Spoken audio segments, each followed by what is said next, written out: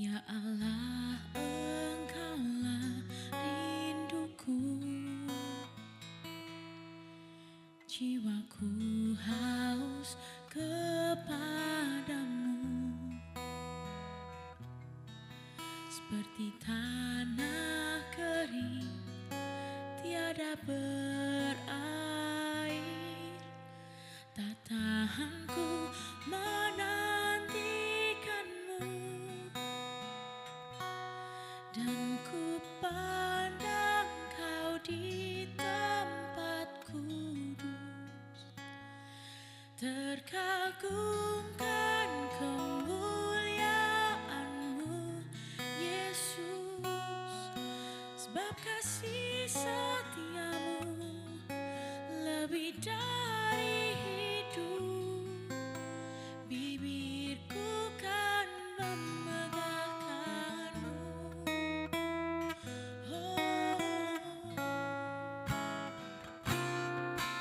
Ya Allah, Engkaulah rinduku, jiwaku haus kepadamu,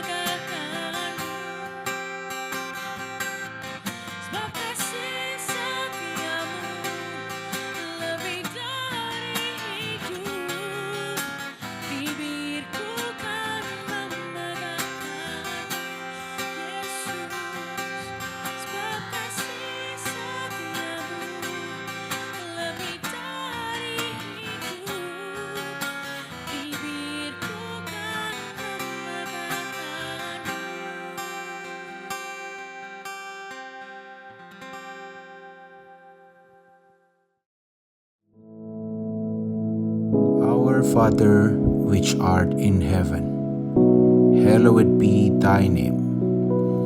Thy kingdom come, thy will be done in earth as it is in heaven. Give us this day our daily bread, and forgive us our debts, as we forgive our debtors. And lead us not into temptation, but deliver us from evil. For thine is the kingdom, and the power, and the glory, forever. Amen.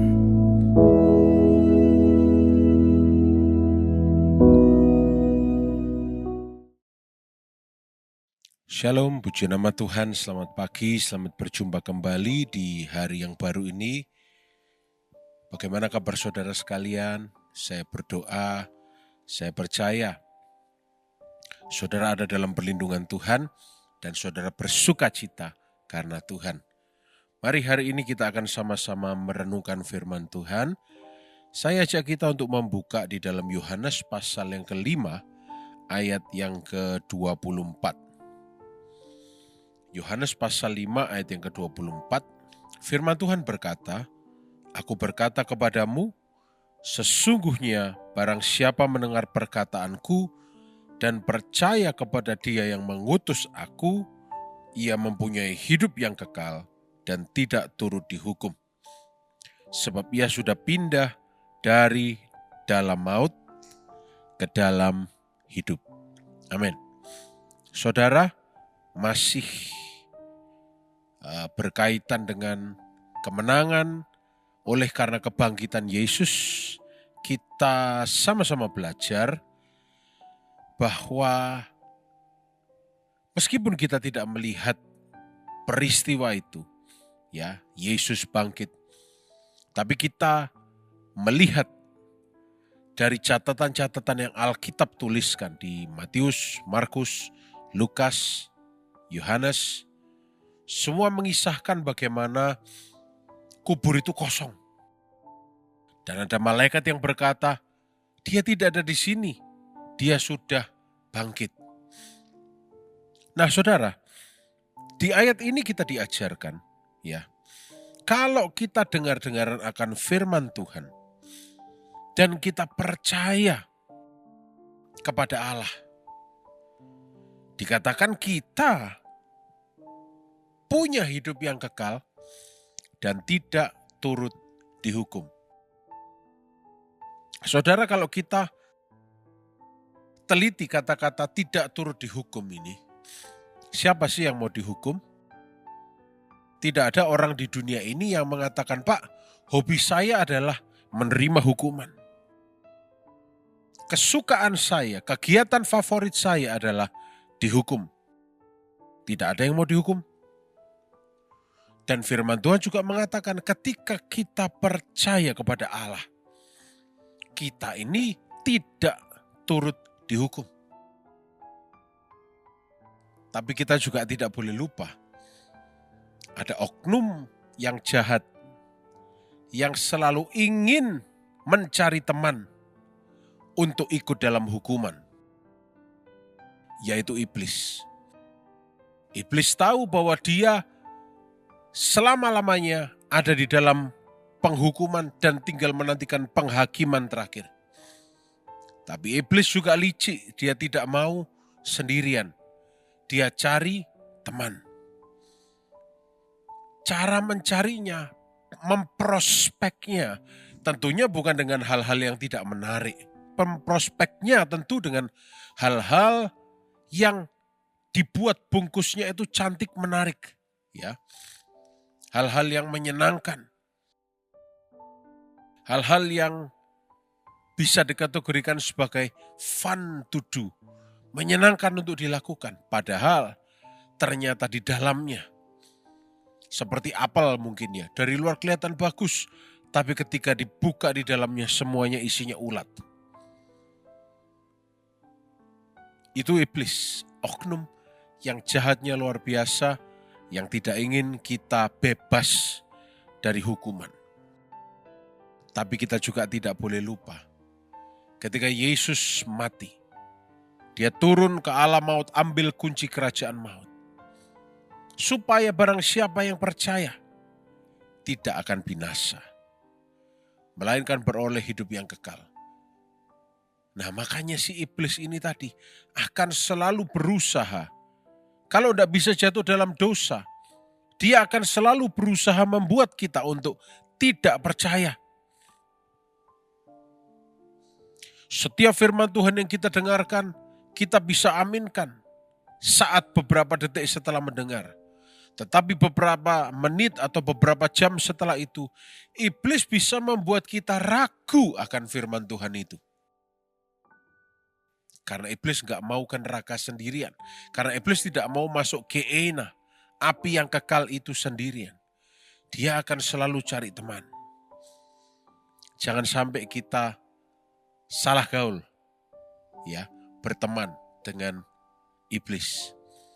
Tapi itu bukan yang penting. Yang paling penting di sini, ketika kita percaya, ketika kita mendengar firman, kita percaya.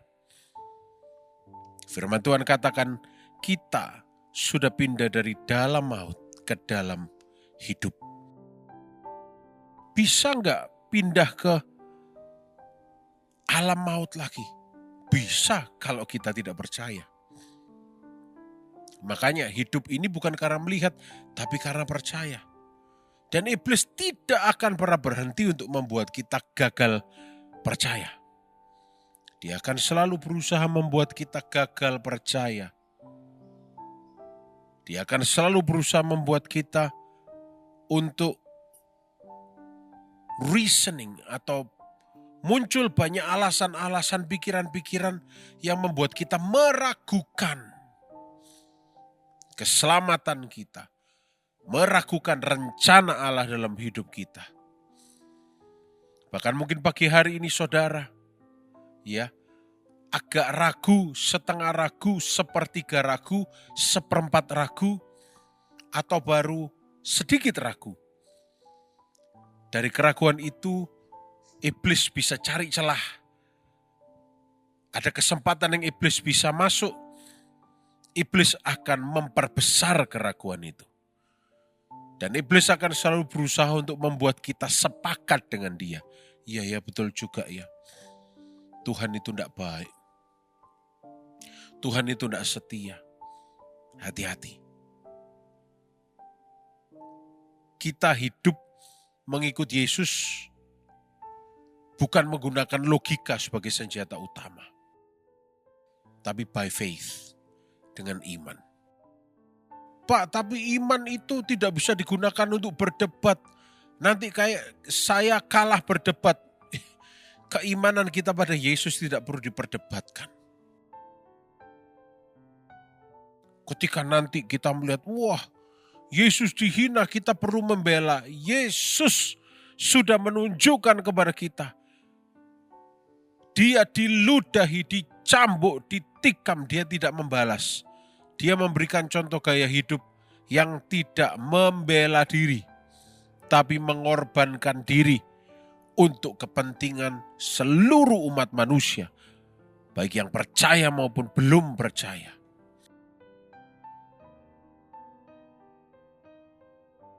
Mari kita umat Kristen tidak berusaha membela Yesus. Lebih baik terus belajar untuk percaya pada Yesus daripada bertindak atas nama agama atau apa. Saya tidak terima Yesus, saya dicela. Biarin. Itu urusan orang yang mencela Yesus, bukan urusan kita. Urusan kita adalah apakah hidup kita sudah percaya pada firman Tuhan. Apakah kita sedang memastikan kita ada dalam hidup yang kekal dan tidak turut dalam hukuman? Apakah kita sudah memastikan kita berjalan mengikut Yesus dengan setia?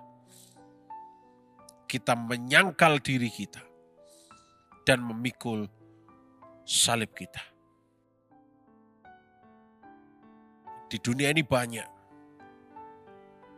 gajah.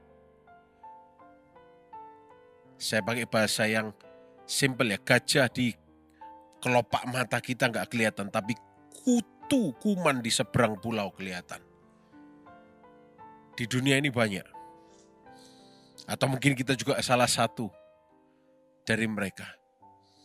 Yang kelemahan kita sendiri tidak nampak, tapi kelemahan orang lain kita berusaha membela atau menyalahkan. Itu sudah cara kuno, saudara-saudara, untuk menunjukkan bahwa kita religius. Yesus tidak cari orang religius. Bahkan berapa kali dicatat di Alkitab Yesus berargumen dengan orang-orang yang notabene gelarnya adalah ahli Taurat. Orang Farisi. Mengerti firman, hafal firman. Tetapi tidak percaya.